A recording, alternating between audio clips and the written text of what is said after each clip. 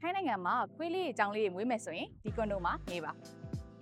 ထိုင်းနိုင်ငံမှာ pet အလောင်းဖြစ်တဲ့ကွန်ဒိုတွေကပဲ pet လေးမွေးလို့ရပြီး pet အလောင်းမဖြစ်တဲ့ကွန်ဒိုတွေမှာ pet လေးမွေးမယ်ဆိုရင်တန်ကြေးဆောင်အောင်ပါပဲဖြစ်ပါတယ်အဲ့တော့ရွှေကဒီနေ့ pet လေးမွေးလို့ရမယ်ကြိုပွိုက်ကွန်ဒိုတစ်ခုဖြစ်တဲ့ New Evo Botanical နဲ့မိတ်ဆက်ပေးမှာပဲဖြစ်ပါတယ်ဒီဟာဆိုလို့ရှိရင်ဘေဒင် A က31လွာအထိရှိပြီးဘေဒင် B က46လွာအထိမြင့်တဲ့ high rise ဘေဒင်နှစ်ခုပေါ့နော်အဲ့မှာဆိုလို့ရှိရင်ဘေဒင် A ရဲ့10လွာနဲ့14လွာမှာ pet လေးမွေးလို့ရမှာပဲဖြစ်ပါတယ်ဒီကွန်ဒိုမှာဆိုလို့ရှိရင် facility အနေနဲ့ရေကူးကန်ခြင်း